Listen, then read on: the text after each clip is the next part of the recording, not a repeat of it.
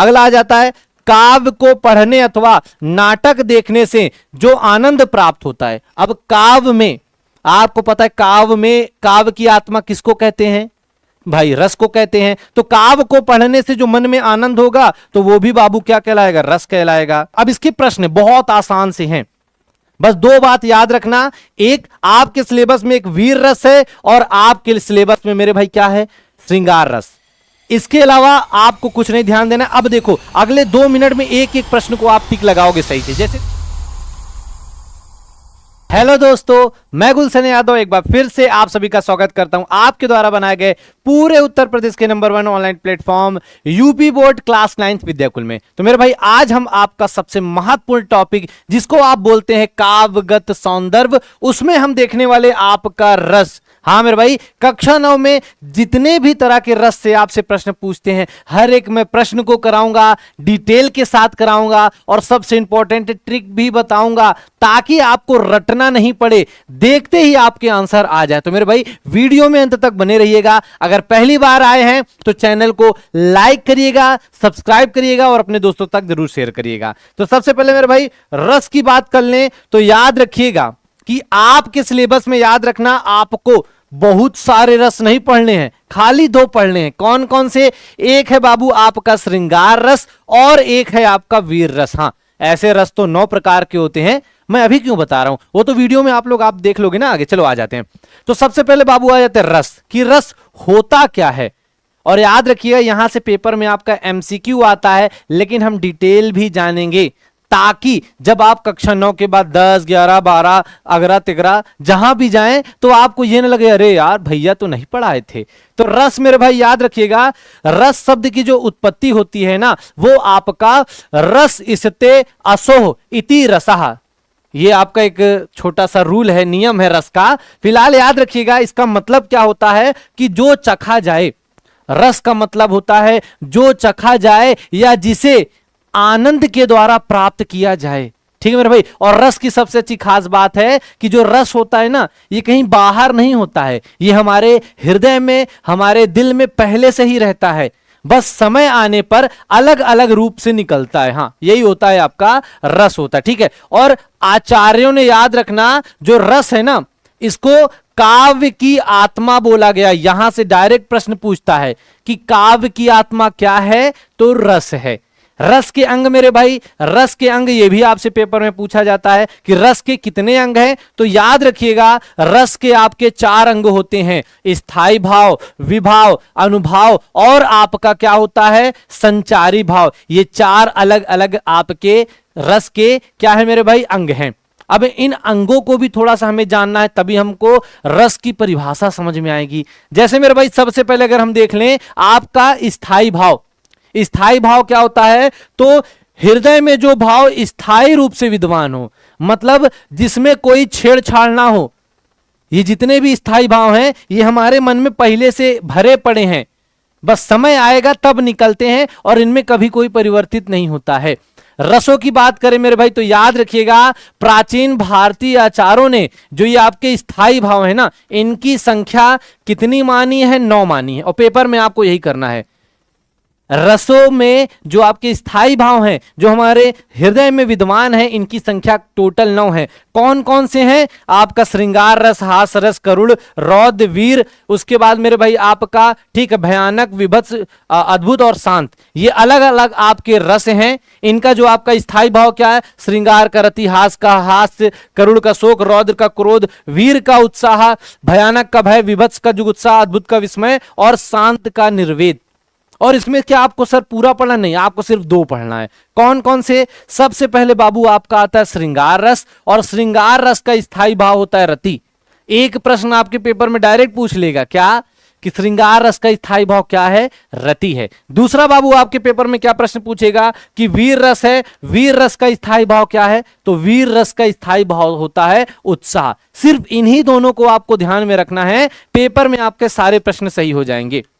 इसके बाद मेरे भाई याद रखिएगा पहले तो रसों को 9 बताया गया था और 9 ही आपको पेपर में टिक लगाना है, लेकिन बाद में धीरे धीरे करके क्या होता है, 2 और रस यहां पे आपके और जोड़े गए हैं जिसको हम वात्सल या भक्ति रस बोलते हैं। लेकिन दोनों का जो स्थायी भाव है ना बाबू, वो आपका रति है, जो श्रृंगार रस का स्थायी भाव है। संख्या आप 9 ही करिएगा, लेकिन थोड़ा सा जनरल नॉलेज के लिए जान लीजिए, ठीक है। याद रखिएगा, जब ये रति बालक के प्रति होता है तब बाबू आपका वात्सल रस के रूप में आता है, और जब भगवान के प्रति होता है तब ये भक्ति रस के रूप में आता है, ठीक है। और इसके सारे प्रश्न भी करेंगे तो बिल्कुल परेशान मत होना, वीडियो खत्म होने के बाद मैं गारंटी देता हूं कि आपको सब आ जाएगा। देखते ही मान प्रश्न पे ठीक लगाओगे, ये आपके गुलशन भैया की गारंटी है। मेरे भाई विभाव क्या होता है, तो जिसके कारण सहृदय को रस प्राप्त होता है। विभाव मतलब कि जिस चीज के कारण आपके मन में जो भरा हुआ आपका रस है, अनुभव है, वो बाहर आता है, वही आपका क्या है, विभाव कहलाता है। और विभाव बाबू याद रखना 2 प्रकार के, पेपर पूछता है विभाव कितने प्रकार के होते हैं, 2 प्रकार के। एक होता है आलंब विभाव और एक होता है आपका उद्दीपन। उद्दीपन यानी किसी और के द्वारा मन में उद्दीपित हो, आलंबन यानी अपने आप से। जैसे यहां लिखा है आलंब विभाव क्या होता है, जिसका सहारा पाके स्थायी भाव जागते हैं, ठीक है, उसे हम आलंबन विभाव कहते हैं। मतलब जो हमारा स्थायी भाव है, मान लो जैसे हम किसी को देख रहे हैं, हमें उसके प्रति प्रेम हो रहा है, तो वहां पे हमारा आलंबन क्या, जो हमारा स्थायी भाव जागृत हो रहा है, रति जागृत हो रहा है, तब हमें प्रेम की अनुभूति हो रही है। कोई हमारा बाबू है, वो हमें अचानक से छोड़ के जा रहा है, अब वो जो जा रहा है उसको देख के हमारे मन में जो दुख प्रकट हो रहा है, करुणा आ रही है, वो उसका कारण कौन है, यही आपका आलंबन विभाव, ठीक है। अगला मेरे भाई आपका क्या है, आलंबन भी 2 प्रकार के होते हैं, एक होता है आश्रय और एक होता है आपका विषय, ठीक है मेरे भाई। आश्रय क्या होता है कि जिसके मन में रति आदि भाव उत्पन्न होता है। मतलब जैसे मान लो मैं एक लड़का हूं, कोई एक लड़की है, उसको मैं देख रहा हूं, अब मैं देख रहा हूं, आपके गुलशन भैया देख रहे हैं, तो मेरे मन में जो प्रेम उत्पन्न हो रहा है, तो इसलिए मैं क्या हूं बाबू, मैं क्या हूं, आश्रय। मैं उसकी हां और ना पे क्या हूं, डिपेंड हूं। अगर वो हां बोलेगी तो हमारी प्रेम कहानी आगे बढ़ेगी, और वो ना बोलेगी तो मैं गम, फिर मैं भी गाना गाऊंगा, क्या, बरसात के मौसम में डुम डुम डुम, ठीक है।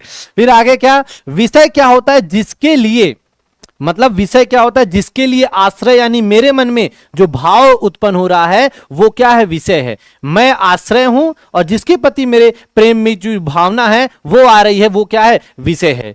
इसके बाद मेरे भाई उदाहरण के रूप में देख लेते हैं, ठीक है। उदाहरण क्या, उदाहरण तो आपके गुलशन भैया ने बता ही दिया है, ठीक है। चलो आगे आ जाते हैं, याद रखिएगा।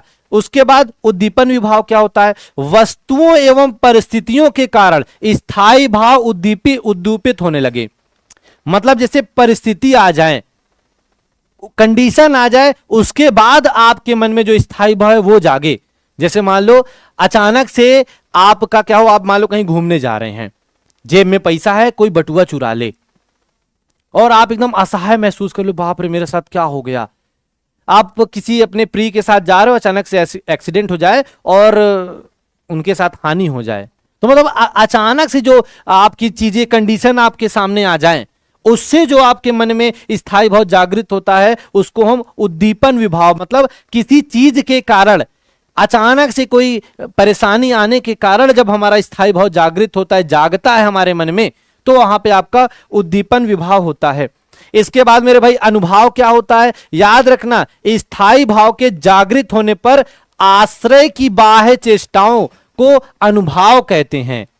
जैसे मैं क्या था, मैं आश्रय था, अब वो लड़की, उसकी जो प्रतिक्रिया होगी उसके आधार पे क्या होगा, मैं आगे की क्रियाकलाप करूंगा। अगर वो हां बोल देगी तो मैं नौकरी की तैयारी करूंगा, बाकी चीजें फ्यूचर के बारे में सोचूंगा। मतलब जो स्थायी भाव था, स्थायी भाव के जागृत होने पर, स्थायी भाव मान ले प्रेम का जागृत हो गया, और आश्रय की बाह्य चेष्टा, मतलब आश्रय अगर जिसको मैं देख रहा हूं, चाह रहा हूं, वो चाहेगी कि अब इसके साथ फ्यूचर बनाना है, तो बाबू फिर मैं भी क्या करूंगा, कोशिश करूंगा, और वही जो है वो आपका अनुभव कहलाता है। ठीक है मेरे भाई। और याद रखिएगा मेरे भाई, जो अनुभव है ना, इसकी संख्या आपकी 4 मानी गई, ये आपको ध्यान रखना है। इसके बाद आ जाता है बाबू आपका संचारी भाव। संचारी भाव क्या होता है? तो याद रखिएगा, आश्रय, आश्रय यानी जो मैं, जैसे नायक मैं हूं, मैं अभी प्रेम कर रहा हूं ना, अभी वो भी करेगी भाई, ठीक है। नायक जो है यानी मैं जो आश्रय हैं, आश्रय के मन में उठने वाले अस्थिर मनोकार, क्या मनोविकारों को संचारी भाव कहा गया है। जैसे मेरे मन में है, कभी उसके प्रति प्रेम आ रहा है, कभी गुस्सा आ रहा है, कभी लग रहा है बाप रे तुम हुस्न परी, तुम सबसे जहां, सौंदर्य साबुन निरमा, मतलब जो अलग अलग मेरे मन में भाव आ रहे हैं, क्रोध, शांति, गुस्सा, तो ये सारी जो चीजें हैं ना बाबू, ये आपकी संचारी भाव होती है। और याद रखना, संचारी भावों की संख्या क्या है? 33 है। और संचारी भाव ऐसे हैं ना जो हमारे मन में मतलब होता ना कि पल पल में बदलते हैं। अभी उससे मतलब हम प्रेम भरी बातें कर रहे हैं, अचानक से वो बोले ए बाबू मेरे मेल बेस्ट फ्रेंड का फोन आ गया, तुरंत मैं गुस्से में हो जाऊंगा। तो क्या है, पल पल में क्या है, हमारे मन के भाव बदल रहे हैं। ये आपका क्या हो जाएगा? संचारी भाव हो जाएगा। और ठीक है मेरे भाई, संचारी भावों की संख्या कितनी बोली गई है? आपकी 33। रसों की संख्या बोली गई है आपकी 9। आगे आ जाते हैं बाबू, ठीक है। और मैं चाहता देखो ट्रिक से 1 मिनट में आपको बता देता, लेकिन मुझे पता है मेरा बाबू आगे के लिए पढ़ाई कर रहा है, मैं आपको पूरा पढ़ा रहा हूं, ठीक है। अब मेरे भाई आपके पेपर में याद रखना 2 सिलेबस में है, एक है श्रृंगार रस और वीर रस, उसके अलावा कुछ नहीं पढ़ना। जब मैं क्वेश्चन कराऊंगा एक एक क्वेश्चन आप लोग ट्रिक से कर लोगे। देखो श्रृंगार का मतलब देखो नाम से है, श्रृंगार रस यानी जहां पे प्रेम की बात हो। प्रेम किसके बीच होगा? जब प्रेमी और प्रेमिका के मन में स्थित स्थायी भाव रति या प्रेम से उत्पन्न हो। मतलब याद रखना, जब आपका श्रृंगार रस की बात करेंगे ना, वहां पे एक नायक होगा, एक नायिका होगी, दोनों के प्रति जो प्रेम का व्यवहार होगा, प्रेम का आदान प्रदान होगा ना, वो आपका श्रृंगार रस होता है। अगर इसकी परिभाषा की बात करें तो परिभाषा क्या होती है कि रति नामक स्थायी भाव, जब रति नामक स्थायी भाव जब विभाव, अनुभाव और संचारी भाव से मिलता है, तब मेरे भाई श्रृंगार रस की उत्पत्ति होती है।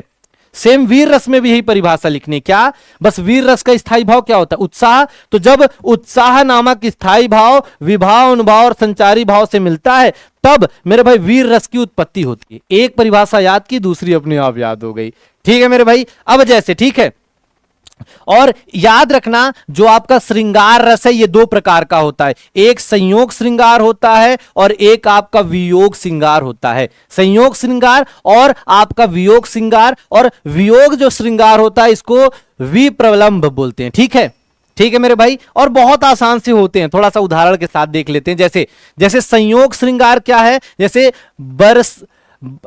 बरसत लाल की मुरली धरी लुकाए, सहो करे भवनी हंसे, देह कहे नटी जाए। मतलब इस वाले में उदाहरण में क्या बोला गया है कि गोपियां श्री कृष्ण की क्या है, श्री कृष्ण से बात करने के लिए उनकी बांसुरी को चुरा लेती हैं।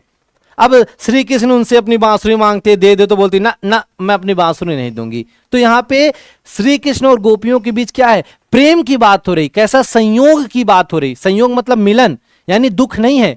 जब संयोग श्रृंगार होता है तो वहां पे खुशी की बात होती है। और वियोग इसके नाम से ही है, वियोग यानी दुख। क्या लिखा है कि हे खग मृग हे मधुकर श्रेणी, तुम देखी सीता मृग नैनी। जब प्रभु श्री राम माता सीता को ढूंढने के लिए वन वन में भटक रहे होते हैं, उस समय खगों पक्षी पहाड़ से पूछते हैं ना, मतलब यहाँ पे क्या है? प्रेम है, पति का पत्नी के प्रति प्रेम है, लेकिन यहाँ पे दुख है। जब दुख होगा तो वियोग होगा, और जब खुशी होगी तब वहां पे संयोग श्रृंगार होगा, ठीक है। ये बाबू आपका संयोग खत्म। अगला मेरे भाई अब आ जाता है वीर रस। तो इसके नाम से है वीर रस, क्या?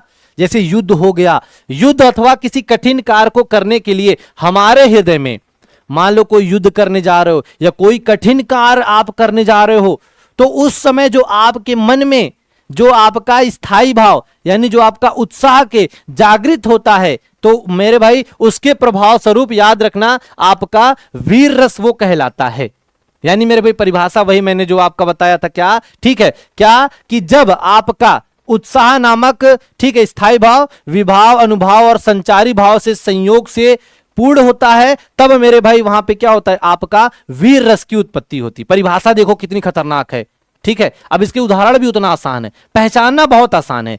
जब पति पत्नी के बीच में या श्री कृष्ण या गोपियों के बीच में प्रेम की बात होगी तो श्रृंगार रस, और जब मेरे भाई क्या है, आपका किसी किसी छंद को, किसी पद को पढ़ के आपको एकदम बहुत गुस्सा आए, क्रोध आए, मतलब लगे भाई ये तो मैं काम कर डालूंगा, तो वहां पे आपका वीर रस। जैसे क्या लिखा है कि खूब लड़ी मर्दानी वा तो झांसी वाली रानी थी, हर बेलो बुंदेलो के मुख से सुनी कहानी थी, खूब लड़ी मर्दानी वा तो झांसी वाली रानी थी। मतलब जैसे ही ये लाइनें सुने आपके मन में आ जाता है ना, भाई साहब रोला काटेंगे। ठीक है, बस मेरे भाई हो गया। अब इसके प्रश्न बहुत आसान से हैं, बस दो बात याद रखना, एक आपके सिलेबस में एक वीर रस है और आपके सिलेबस में मेरे भाई क्या है, श्रृंगार रस। इसके अलावा आपको कुछ नहीं ध्यान देना। अब देखो अगले 2 मिनट में एक एक प्रश्न को आप टिक लगाओगे सही से। जैसे देखो क्या लिखा है कि रहीमन धागा प्रेम का, अब देखो मत तोड़ो चटकाए। ठीक है, अब इसमें आपसे पूछा कौन सा रस है, यहां पे देखो बाबू आपका प्रेम की बात कर रहा है, और जब प्रेम किसमें होता है, उससे पहले एक चीज और देख लो। देखो करुण रस आपके सिलेबस में नहीं, हटा दो। शांत रस सिलेबस में नहीं, हटा दो। अब आपको पता है यहां पे प्रेम की बात हो रही है, तो प्रेम किसमें था, प्रेम पति और पत्नी में होता है, तो प्रेम किसमें होगा, आपका श्रृंगार रस में। ये वाला आपका आंसर हो गया। अगला प्रश्न आ जाता है बाबू, लिखा है कि प्रीतम छवि नैनन ही आपू फिर जाए। प्रीतम की छवि है, प्रीतम की परछाई मन में महसूस कर रही हैं। आसान सा है बाबू, शांतर सिलेबस में नहीं, भक्ति सिलेबस में नहीं, वीर या श्रृंगार सिलेबस में है। यहां प्रीतम की बात हो रही है, यानी आपका श्रृंगार रस हो गया। आगे लिखा है ही हर्षहि बरसहि सुमन, क्या सुमखी सुलोचन। ठीक है मेरे भाई, ठीक है, जहां जहां बंधु दोई तहां तहां परमानंद, मतलब परम आनंद की बात कर रहा है, तो परम आनंद मेरे भाई प्रेम में ही होगा। तो जब प्रेम की बात होगी तो वहां पे आपका क्या होगा, श्रृंगार रस। करुण और भयानक सिलेबस में नहीं, वीर रस की यहां पे बात नहीं हो रहा। अगला क्या कि खूब लड़ी मर्दानी वा तो झांसी वाली रानी थी, ये लड़ने उड़ने की बात कर रहा है। अब लड़ने उड़ने की बात किसमें करेगा, आप सभी को पता है करुण रस में होगा नहीं, शांत सिलेबस में नहीं है। यहां अगर प्रेम की बात होती तब बाबू श्रृंगार होता, लड़ने झगड़ने की बात हो रही तो आपका वीर रस हो गया। अगला है आहुति सी गिर चढ़ी चिता पर चमक उठी ज्वाला सी लो, चिता उता की बात कर रहा है, जलने उलने की बात कर रहा है, तो जाहिर सी बात है करुण सिलेबस में नहीं, शांत सिलेबस में नहीं, क्या हो जाएगा, वीर रस हो जाएगा। अगला क्या लिखा है, श्रृंगार रस का स्थायी भाव क्या होता है। बहुत अच्छा प्रश्न है और पेपर में यही सब आता है। श्रृंगार रस का हास्य सिलेबस में नहीं, करुण सिलेबस में नहीं, शांत सिलेबस में नहीं, श्रृंगार रस का स्थायी भाव क्या होता है बाबू, रति होता है। बात खत्म। अगला बाबू यहां पे क्या लिखा है कि वीर रस का स्थायी भाव क्या है, वीर रस का स्थायी भाव क्या है। तो वीर रस का स्थायी भाव क्या, वीर होगा तो क्या उत्साह आएगा ना मन में, हाँ मैं ये कर डालूंगा। क्रोध सिलेबस में नहीं, भय सिलेबस में नहीं, शोक सिलेबस में नहीं, उत्साह है। देखो दो ही है यार, एक उत्साह और एक आपका रति, बस आपको इन्हीं दोनों में टिक लगाना है, दूसरा कोई पूछे कोई बोले मत टिक लगाना। अगला आ जाता है काव्य को पढ़ने अथवा नाटक देखने से जो आनंद प्राप्त होता है। अब काव्य में आपको पता है, काव्य में काव्य की आत्मा किसको कहते हैं भाई, रस को कहते हैं। तो काव्य को पढ़ने से जो मन में आनंद होगा तो वो भी बाबू क्या कहलाएगा, रस कहलाएगा। अगला आ जाते हैं स्थायी भावों की संख्या कितनी मानी गई, तो मैंने शुरू में बताया था क्या, स्थायी भाव की संख्या कितनी है, 9। और जब बाबू आपका संचारी भाव की बात करेगा तो वो आपके कितने हैं, 33 हैं। अगला बस हो गया मेरे भाई, बस हाँ रस खत्म। और जिस तरह मैंने आपको ऑप्शन बताया ना, एक आप रति को पकड़े रहिएगा और दूसरा मेरे भाई उत्साह। बस ऑप्शन में रति या उत्साह और रस की बात करें तो श्रृंगार रस को पकड़े रहिएगा और वीर रस, उसके अलावा कुछ भी नहीं। और इससे बाहर पेपर में ना आता है ना आएगा। यह आपका पहला टॉपिक था रस। इस टॉपिक को कमेंट करके जरूर बताइएगा कितना आपको मजा आया। अगर आपको मजा आया तो मेरे भाई कमेंट बॉक्स में बताइएगा। चैनल पे पहली बार है तो चैनल को सब्सक्राइब करिएगा, वीडियो अपने दोस्तों तक शेयर करिएगा। आपके जितने अच्छे प्यारे प्यारे कमेंट आएंगे उतना बेहतर आपका अगला, उसके अगला और उसके बाद तीसरा चौथा, जितना आप चाहोगे उतना वीडियो आपको मिलता रहेगा। बाकी मिलते हैं मेरे भाई आपसे अगले सेशन में, तब तक के लिए धन्यवाद।